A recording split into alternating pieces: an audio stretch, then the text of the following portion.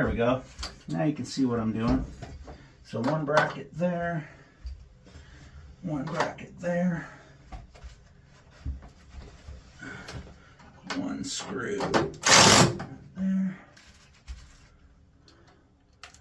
If you don't put these brackets on, it's a pain in the ass to get the door on because the coil wants to come forward. So this holds it back with the frame.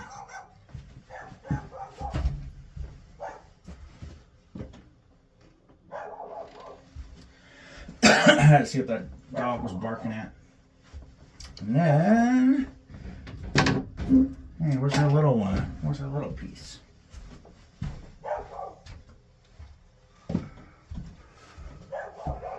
Where the heck's the little piece? I'm losing stuff. Gosh darn it. What's going on today? What is going on? I can't find the little piece that goes around the coil. Ah.